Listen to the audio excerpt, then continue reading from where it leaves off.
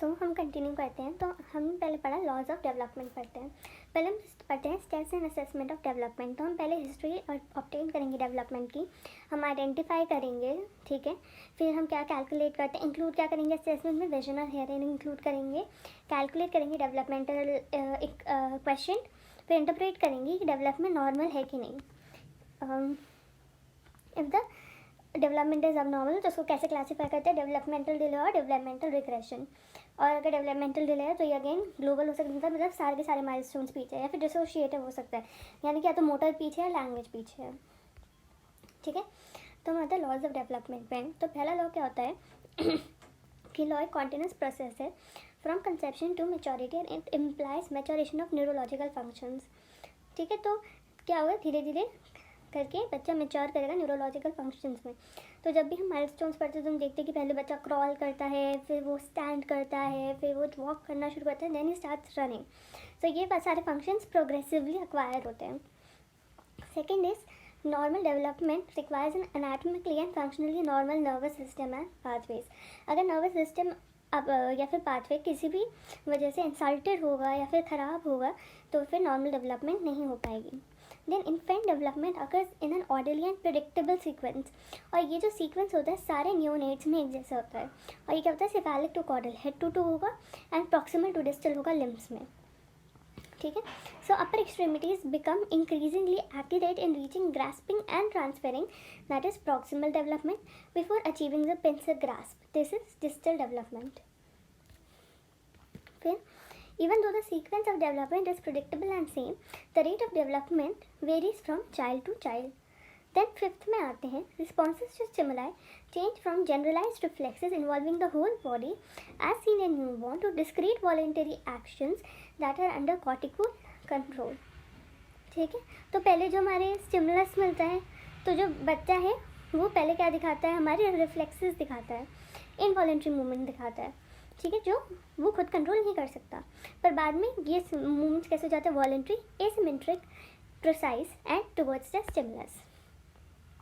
जैसे sequence of development in each developmental field, पर development in one field में not be necessarily parallel to the other field, ठीक है। जैसे 3 महीने में ये होता है, मोटर में ये होता है, ग्रॉस में ज़रूरी नहीं है कि वो सेम टाइम अचीव हो, मतलब कि हो सकता है मोटर डिले हो सकता है, कभी लैंग्वेज डिले हो सकता है, तो इसको कहते हैं डेवलपमेंटल डिसोसिएशन, ठीक है। तो बच्चा जो होगा एक फील्ड में रैपिड होगा, दूसरे में रिटार्ड करेगा, ठीक है, पर एंड में वो उसको अचीव करेगा। Certain primitive reflexes have to be lost before voluntary functions are acquired. For example grasp reflex है, उसको लूज करना पड़ेगा ताकि इन्फेंट खुद जाके चीज़ों को ग्रास्प कर सके वॉलंटरीली, ठीक है। फिर एसिमेट्रिक टोनिक ड्रैग रिफ्लेक्स को जाना पड़ेगा सो दैट जो बच्चा है अपनी हैंड्स को मिड लाइन पर ला सके और ऑब्जेक्ट्स के पास जा सके, ठीक है। मोरोस रिफ्लेक्स भी करना होगा उसको डिसअपियर, तभी वो हेड कंट्रोल या सिटिंग रिफ्लेक्स कर पाएगा। अगर ये प्रिमिटिव रिफ्लेक्सेस परसिस्ट करते हैं सो इट इंडिकेट्स अब नॉर्मल डेवलपमेंट, ठीक है। सो ये हो गया हमारा नॉर्मल डेवलपमेंट। हम डेवलपमेंट को 4 फेजेस में पढ़ते हैं। मोटर डेवलपमेंट जिसमें हमारा ग्रॉस एंड फाइन मोटर आता है, language development and your social development, ठीक है। तो ग्रॉस डेवलपमेंट में पहला तो हो गया 5th, ठीक है। 5th मंथ में क्या होता है, हेड कंट्रोल कंप्लीट होता है। 6th मंथ में जो बच्चा है वो रोल, अब जैसे हमने पढ़ा था ना पहले हेड फिर बॉडी, बॉडी में थोरैक्स को he can go from prone to supine, supine to prone. तो जब आप सोते हैं तो आप प्रोन होते हैं, ठीक है, फिर आपको सांस नहीं आती तो आप सुपाइन हो जाते हैं, और सुपाइन टू प्रोन। और फिर वो क्या कर सकता है, sits without support for few minutes. 8th month में होता है जब वो एक्चुअली सिट कर पाता है विदाउट सपोर्ट, ठीक है। 9th मंथ में ही कैन क्रॉल, 10th मंथ में ही कैन क्रूज, 12th मंथ में ही can walk with support, 13th month में ही कैन वॉक विदाउट सपोर्ट, ठीक है। फिर 18th मंथ में ही कैन वॉक बैकवर्ड्स, वो दौड़ सकता है 18 मंथ्स में। 2 इयर्स में वो 2 फीट पर स्टेप चल सकता है, ठीक है। 3 इयर्स में वो ट्राईसाइकिल चला सकता है, ट्राईसाइकिल में 3 पहिए होते हैं। 4 इयर्स में वो हॉप और स्किप कर सकता है, ठीक है। स्किप SKIP 4 वर्ड्स हैं 4th ईयर में। और 5th ईयर में वो क्या कर सकता है, skip with both the feats and jump backwards. फिर हम आते हैं फाइन मोटर में। तो 3rd मंथ में वो क्या करेगा, अपना हैंड स्पॉन्टेनियसली ओपन करेगा और ऑब्जेक्ट्स को होल्ड करेगा जब उनके हैंड में देंगे। 4th ईयर में वो ऑब्जेक्ट्स के लिए रीच करने की कोशिश करेगा। 5th मंथ में बायडेक्स्ट्रस अप्रोच होगी, ठीक है, दोनों हैंड्स यूज़ कर पाएगा, वॉलंटरीली रिलीज कर सकता है ऑब्जेक्ट्स को।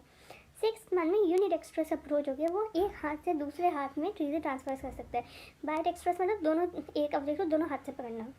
7th मंथ में रेडियल पाल्मर ग्रास्प पाएगा। 8th मंथ में फिंगर थंब सीजर ग्रास्प पाएगा, फिंगर और थंब के बीच में वो पकड़ पाएगा, ठीक है। 9th और 10th के बीच में मैच्योर ग्रास्प पाएगा, वॉलंटरी रिलीज आएगा। 10th मंथ में प्रिंसेस ग्रास्प पाएगा। 12th मंथ में वो टावर बना सकता है 2 क्यूब्स का, 15 में 3 क्यूब्स का और 18 में 4 क्यूब्स का, ठीक है। तो 2nd ईयर में वो सर्कल बना सकता है। 3rd ईयर में वो सर्कल कॉपी कर सकता है, ठीक है। 4th ईयर में वो क्रॉस बना सकता है एंड 4.5 ईयर में वो स्क्वायर, ट्राइंगल और गेट बना सकता है। फिर लैंग्वेज की बात करते हैं तो 2 मंथ्स या 3 मंथ्स में वोकलाइजेशन आ जाती है, मतलब कि अगर कोई साउंड होगी तो उसको फाइंड करने की कोशिश करेगा कि कहाँ से आवाज़ आ रही है। 4th मंथ में वो हंस पाएगा। 6th मंथ में वो एक सिलेबल वर्ड बोलेगा। 9th मंथ में वो बाइसिलेबल वर्ड बोलेगा। 10th मंथ में वो साउंड्स को इमिटेट कर सकता है पर रिस्पॉन्ड नहीं कर पाएगा, मतलब प्रॉपर्ली बोल नहीं पाएगा, ठीक है। 10th मंथ में या 11th मंथ में वो अपना फर्स्ट वर्ड बोलेगा विद मीनिंग। 1st ईयर में या फिर 12 मंथ में वो 2-3 वर्ड्स बोलेगा। 2nd ईयर में वो 2 वर्ड सेंटेंसेस बना सकता है, हाय, हेलो, अच्छा है, थैंक यू। 3rd ईयर में 3 वर्ड सेंटेंसेस, 4 में 4 वर्ड सेंटेंसेस और 5 में 5 वर्ड सेंटेंसेस या फिर स्टोरी टेलिंग। पर्सनल डेवलपमेंट में आते हैं तो सोशल स्माइल कब आती है, 2 मंथ्स में। 3rd मंथ में वो रिकग्नाइज करने लगता है मदर को and takes interest in surrounding.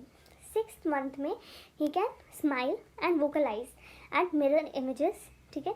7th month में ही responds to the name. 8th month में ही can mimic the acts. 9th month में ही है स्ट्रेंजर एंग्जाइटी। 10th मंथ में ही कैन वेव बाय बाय, ठीक है। 1 मंथ में ही कैन ड्रेस पर उसको हेल्प की ज़रूरत पड़ती है। 15th मंथ में वो स्पून यूज़ कर सकता है पर स्पिलिंग होती रहती है, ठीक है।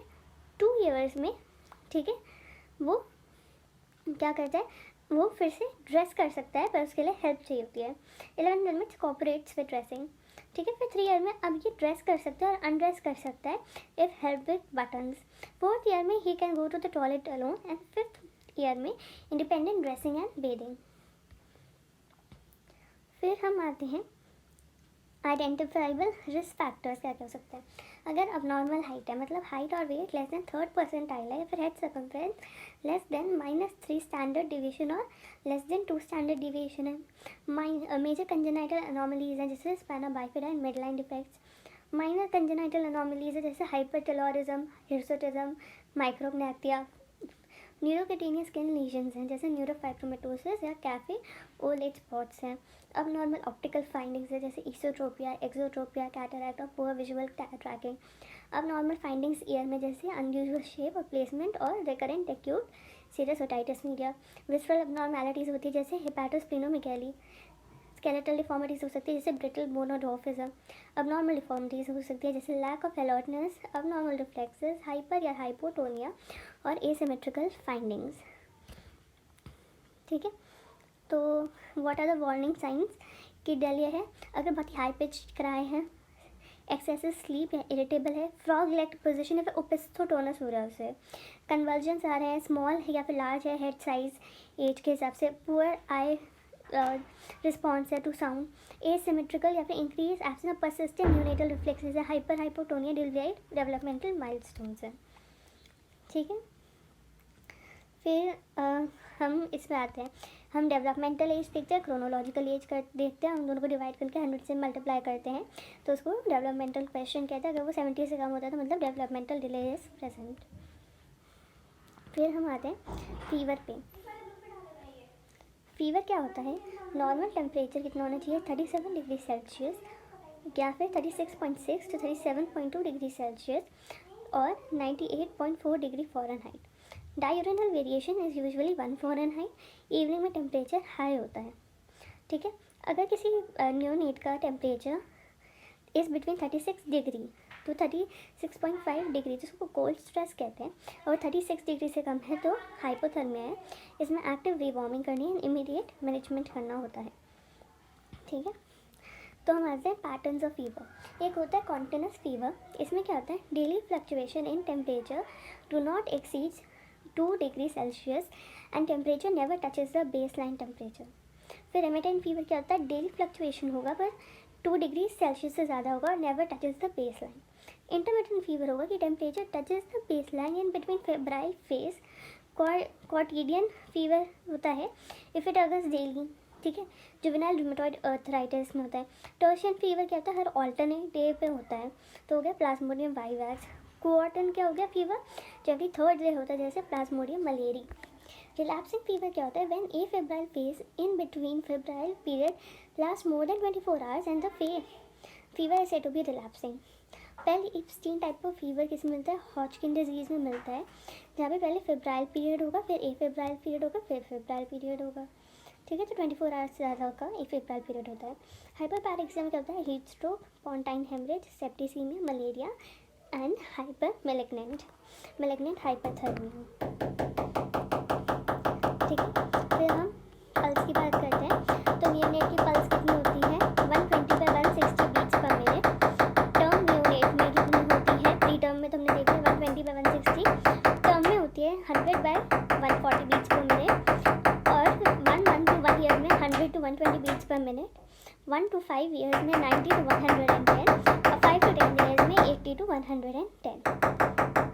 ठीक है, फिर हम आते हैं टाइप्स ऑफ पल्सेस। ठीक है, टाइप्स ऑफ पल्सेस कौन सी होती है, एक होती है एनाकोटिक पल्स। ये कैसी होती है, slow rising twice beating pulse. Both anacrotic and tidal waves are assessed during the systole aortic stenosis में मिलती है एनाकोटिक पल्स। फिर होती है पल्सेस बिस्फेरियंस, ये रैपिडली राइज करती है, ट्वाइस बीटिंग पल्स। ठीक है, and it is seen in idiopathic hypertrophic sub aortic stenosis, severe aortic regurgitation and mild aortic stenosis. फिर हमारी होती है डायक्रोटिक पल्स, इसमें ट्वाइस बीटिंग होगी, पर टाइडल वेव जो है सिस्टोल में होगी, और जो सेकेंड वेव अब आएगी वो डायस्टोल में होगी।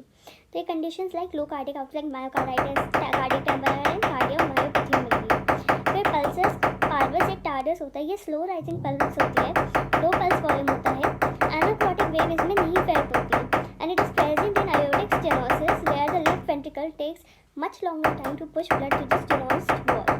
फिर हमारे पास आता है पल्सेस ऑल्टरेंस, इसमें क्या होता है, स्ट्रॉन्ग बीट होगी, फिर वीक बीट होगी। ये हमें मिलता है लेफ्ट वेंट्रिकुलर फेलियर या फिर मायोकार्डाइटिस में। फिर हम आते हैं पल्सेस बाय जिम्मी। इसमें क्या होता है कि couple of beats in a pair followed by a pause. तो एक स्ट्रॉन्ग बीट आएगी, एक वीक बीट आएगी, फिर पॉज आ जाएगा। ये एवी ब्लॉक में होता है, साइनोएट्रियल ब्लॉक में होता है with ventricular escape and digoxin toxicity में होता है। It is the reason is premature ventricular contraction. It differs from alternates where there is a compensatory pause is absent. Alternates में compensatory pause absent होता है। फिर हमारे पास आती है Botterham pulse। तो इसमें क्या होता है, sharp rise and steep fall of pulse volume felt at high output states like aortic regurgitation, mitral regurgitation, patent ductus arteriosus, chronic severe anemia, thyrotoxicosis and beriberi.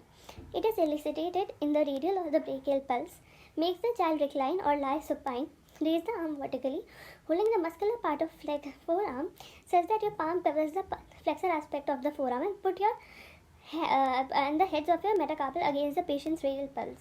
The Waterhammer pulse will be felt as an impact against your palm and head of the forum. तो कुछ नहीं करना है, इसमें forum को पकड़ना है और पल्स फील करनी है। जैसे आप रेस करोगे हैंड को, तो जो जितना भी वॉल्यूम है वो कम हो जाएगा, ड्यू टू ग्रेविटी नीचे आ जाएगा, तो पल्स वीक हो जाएगी। और जैसे आप हाथ नीचे करोगे तो पल्स स्ट्रॉन्ग हो जाएगी due to gravity. Pulsus paradoxus क्या होता है, ये एक मिसनोमर है। जनरली क्या होता है कि फिजियोलॉजिकल फॉल होता है सिस्टोलिक ब्लड प्रेशर में, जब हम इंस्पायर करते हैं, वो हम आगे भी पढ़ेंगे। पर जब ये फिजियोलॉजिकल फॉल बहुत ज़्यादा हो जाता है, हम इसको पल्सेस पैराडॉक्सेस कहते हैं। ठीक है, अब इसमें क्या होता है, during inspiration pooling of blood होती है पल्मोनरी वेस्कुलेचर में। As a consequence venous return कम होता है हार्ट में, तो systolic blood pressure is lowered by 10 mmHg। अगर ये फॉल मोर देन 10 mmHg होता है तो इसको पल्सेस पैराडॉक्सेस कहते हैं। ठीक है, तो इसके कॉजेज़ क्या होते हैं? Severe bronchial asthma, pericardial effusion, constructive pericarditis, severe congestive heart failure, superior vena cava obstruction and emphysema.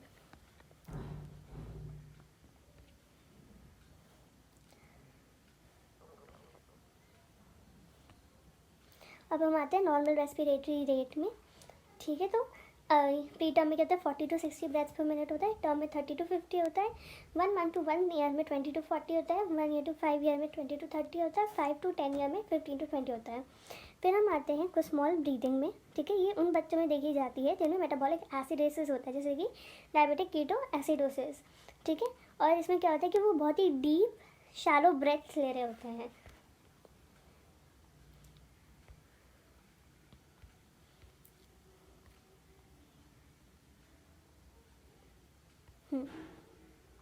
अब हम आते हैं एडवेंटिशियस रेस्पिरेटरी साउंड। एक होती है स्नोरिंग। स्नोरिंग क्या होती है? ओरोफेरिंजियल ऑब्स्ट्रक्शन की वजह से। ये इंस्पिरेटरी होती है, लो पिच्ड होती है और इरेगुलर होती है। फिर आती है ग्रंटिंग। ग्रंटिंग क्या होता है? एक्सपिरेशन अगेंस्ट ए पार्शियली क्लोज्ड ग्लॉटिस। ये क्या होगा? एक्सपिरेशन के समय और हाइलिंग मेम्ब्रेन डिजीज में होगा।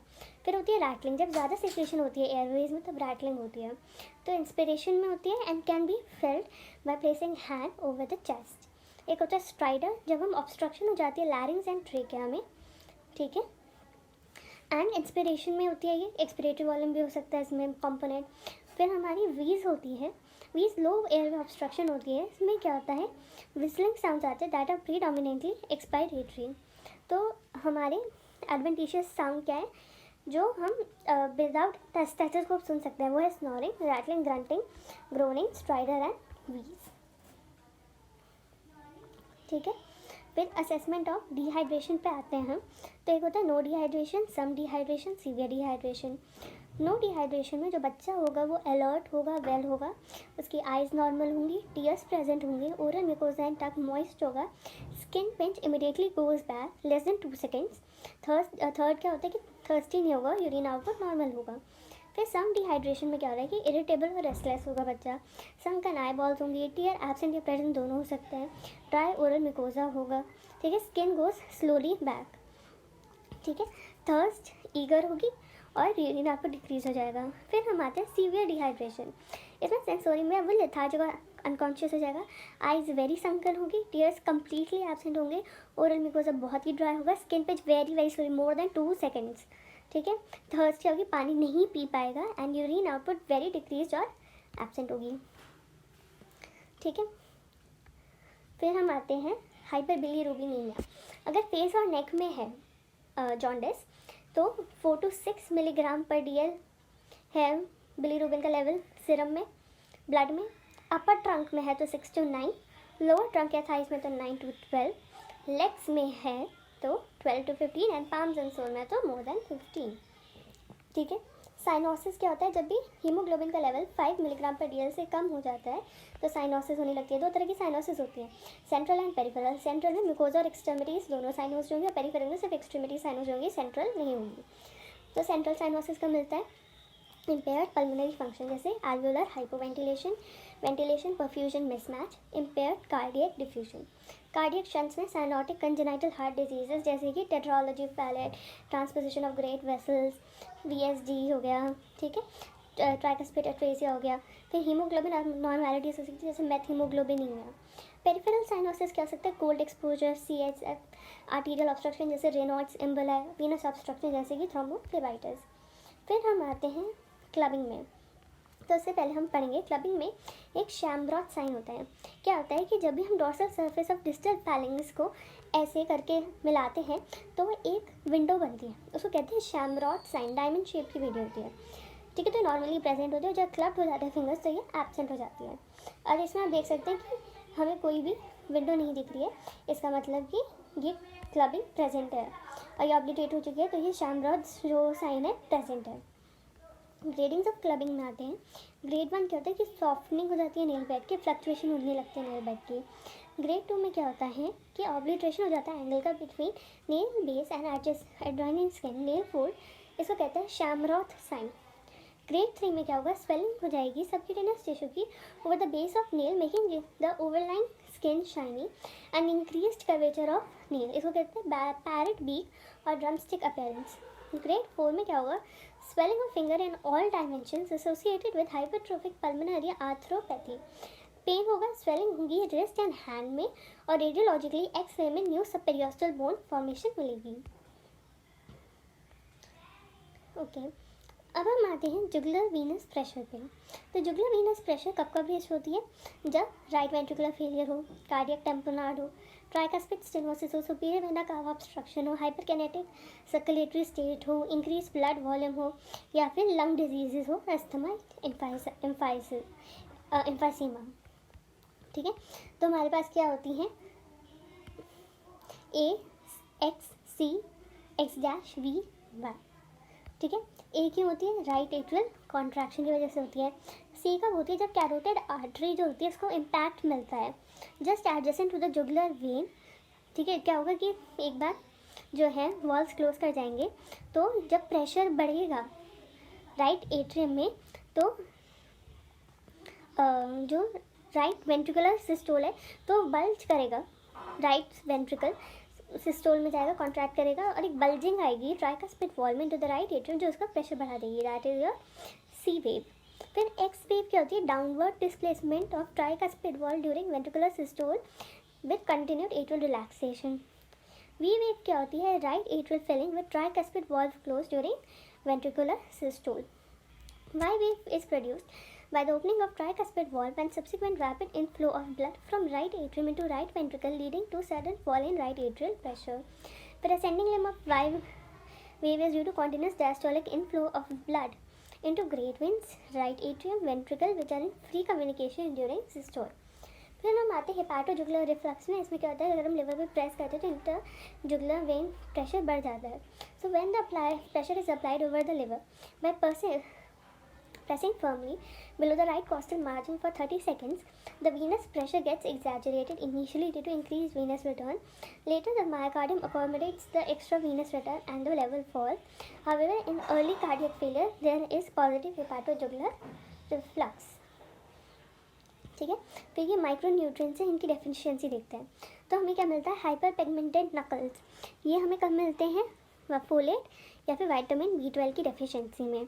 एंगुलर स्टोमेटाइटिस भी विटामिन B2 राइबोफ्लेविन की डेफिशिएंसी में मिलता है। फिर चलोसिस हमें विटामिन B2 की डेफिशिएंसी में मिलता है। ब्लेफराइटिस क्या होता है, इन्फ्लेमेशन ऑफ आईलिड, ये भी B2 की में मिलता है। बिटिट स्पॉट्स विटामिन ए में मिलते हैं। Harrison sulcus and rachitic rosary vitamin D में मिलती है। स्कॉर्ब्यूटिक रोजरी स्कर्वी में मिलती है विटामिन सी में। इसमें क्या होता है, angulation of costochondral junction due to posterior dislocation of the sternum. और फिर हमें फ्रेनोडर्मा मिलता है, मतलब toad like skin, follicular hyperkeratosis की वजह से due to deficiency of essential fatty acids. फिर हम आते हैं डाउन सिंड्रोम में। ये कॉमनेस्ट क्रोमोसोमल डिसऑर्डर है। ठीक है, इसमें ट्राइसोमी 21 होती है। अब इसमें क्या होगा, हाइपोटोनिया होगा, पुअर मोरोस रिफ्लेक्स होता है। मोरो रिफ्लेक्स क्या होता है, जब हम किसी बच्चे को एक हाइट से थोड़ी हाइट से फेंकते हैं तो पहले तो वो अपने जो लिम्स है उसको एक्सटेंड करेगा, फिर फ्लेक्स करेगा, और जैसे ही वो नीचे गिरेगा वो रोना शुरू कर देगा। जैसे मोरोस रिफ्लेक्स, तो इसमें पुअर मोरो रिफ्लेक्स होगा। देन हाइपर फ्लेक्सिबिलिटी होगी जॉइंट्स की। एक्सेस स्किन होगी on the back of neck. Flat facial profile होगा। मोंगोलॉइड फेस होगा, mongoloid face. Downward slanted palpebral fissure होगा। एपिकैंथल फोल्ड प्रेजेंट होगा in the inner corner of eye. Brushfield spots होंगे या फिर white speckled spots होंगे iris में। Cataract होगा, केराटोकोनस होगा, स्ट्रैबिस्मस होगा, रिफ्रैक्टिव एरर्स होंगे, अनोमलस ऑरिकल होगा, क्लिंडेक्टाइल होगा, फ्लैट ऑक्सीपुट होगा, मैक्रोग्लॉसिया होगा। शॉर्ट ब्रॉड हैंड्स होंगे, आप ये देख सकते हैं ATD एंगल बन जाता है, ऑब्ट्यूज होता है ATD एंगल। ठीक है, बर्ल्स एब्सेंट हो जाएंगे on the ball of foot. Increase gap होगा between first and second toe, इसको कहते हैं सैंडल गैप। शॉर्ट स्टेचर होगा। जॉइंट लिंक लैक्सिटी होगी due to atlanto axial dislocation including करके। पेल्विक बोन डिस्प्लेसिया होगा। प्रोट्रूबेंट अब्डोमेन होगा। हर्स्प्रंग डिजीज़ होगी। पाइलोरिक स्टेनोसिस होगा। ड्यूडेनल अट्रेसिया होगा। बिलियरी अट्रेसिया होगा। हाइपोथायराइडिज्म होगा एंड प्रीडिस्पोजिशन टू अल्जाइमर्स, क्योंकि अल्जाइमर्स का जो प्रोटीन होता है वो 21 क्रोमोसोम पर प्रेजेंट होता है। So there is tendency for cardiac defects like endocardial cushion defect, ventricular septal defect and ASD। फिर हम आते हैं कॉजेज ऑफ कफ। तो हम कफ को कैसे इवैल्यूएट करेंगे, पहले हम पूछेंगे कि कितना ड्यूरेशन है, क्या ड्यूरेशन है, कि कैसे शुरू हुआ, फिर नेचर कैसा है, इज इट नॉइजी ब्रीदिंग और not, it has diurnal variation, it aggravates or relieves, family history, living condition, environmental details. फिर हम लुक करते हैं असेसमेंट ऑफ ग्रोथ कैसे करेंगे, digital clubbing, peripheral science of congestive cardiac failure, superficial lymphadenopathy, patency of नेयर्स and नेसोफैरिंग्स, mucosa of pharyngeal wall and लैरिंग्स, tonsils देखेंगे, ear canal देखेंगे, science of allergic rhinitis देखेंगे जैसे एलर्जिक रब, एलर्जिक शाइन, फिर skin lesions देखेंगे जो सजेस्टिव होंगे, atopic dermatitis का एक्जिमा क्या और डिटेल चेस्ट एग्जामिनेशन करेंगे। ठीक है, फिर हम आते हैं साइनोसिस में। ठीक है, तो सेंट्रल साइनोसिस हमने बता दिया था आपको, क्लबिंग में आते हैं, कल क्लबिंग के भी हमने मैकेनिज्म बता ही दिया था। ठीक है, अब हम आते हैं इसमें कि क्या क्या रेस्पिरेटरी कॉजेज होते हैं क्लबिंग के, bronchiectasis of any kind, tuberculosis, cystic fibrosis, ciliary dysfunction, dyskinesia, spirative lung disease like lung abscess, empyema, pulmonary hypertension, interstitial lung disease, pulmonary fibrosis and rarely malignancy like lung or pleura, तो इसके लिए भी हो सकता है। ठीक है, फिर टर्मिनोलॉजीज आती हैं, तो tachypnoea fast respiratory rate, bradypnoea lower respiratory rate, hyperpnoea मतलब डीप रेस्पिरेशन, हाइपोपनिया मतलब शैलो रेस्पिरेशन, डिस्पनिया मतलब डिफिकल्ट रेस्पिरेशन, ऑर्थोपनिया मतलब किसी भी एक पोजीशन में डिफिकल्टी इन रेस्पिरेशन, प्लैटिपनिया मतलब अपराइट पोजीशन में बैठे बैठे खड़े खड़े में दिक्कत होना ब्रीदिंग में। पीरियोडिक ब्रीदिंग क्या होती है कि respiratory pauses that occur in group of 3 और more and they are separated by less than 20 seconds of respiration. Cheyne Stokes breathing होती है, इसमें क्या होता है कि increasing tidal and decreasing tidal volume with pauses in between. फिर Biot's breathing होती है, बायोट्स ब्रीदिंग होती है, इसमें इरेगुलर साइकिल्स होता है ब्रीदिंग के, वेरिएबल टाइडल वॉल्यूम, और इसमें बीच में एपनिक फेजेस आते हैं। ठीक है, फिर हम कॉजेज डिस्कस करते हैं रेस्पिरेटरी अपर रेस्पिरेटरी इन्फेक्शन के। तो अगर URTI है, अपर रेस्पिरेटरी इन्फेक्शन है, तो क्या क्या होगा, एक्यूट ऑनसेट होगा, फीवर होगा, रनिंग नोज होगी, कफ होगा, डिफिकल्टी इन ब्रीदिंग नहीं होगी, सोर थ्रोट होगा, चेंज इन वॉइस होगा, स्वॉलोइंग डिफिकल्टी होगी, decrease feeding and suggestive of family history. तो इसमें क्या मिलेगा एग्जामिनेशन में, फीवर मिलेगा, inflamed pharynx, tonsils, tympanic membrane मिल सकते हैं, नेजल डिस्चार्ज होगा, रीजनल सुपरफिशियल लिम्फेडिनोपैथी हो सकती है and occasionally rash associated with viral infection. Chest examination करेंगे तो नॉर्मल चेस्ट होती है यूजुअली, पर समटाइम्स वीज और क्रैकल्स भी मिल सकते हैं। फिर हम आते हैं क्रूप पे, acute laryngotracheobronchitis. So it is preceded by symptoms of upper respiratory tract infection. इसमें ब्रेसी बार्किंग कफ होता है, ऑडिबल स्ट्राइडर होता है, इनएबिलिटी टू फीड और ड्रिंक एंड ओकेजनली ड्रूलिंग होगा एंड सिम्टम्स वर्स हो जाते हैं सुपाइन में। ठीक है, इसमें सिम्टम ऑन एग्जामिनेशन क्या मिलेगा कि बिहेवियर में range from irritable to lethargic, audible stridor, and इसमें साइन ऑफ रेस्पिरेटरी डिस्ट्रेस मिल सकते हैं जैसे suprasternal indrawing and nasal flaring.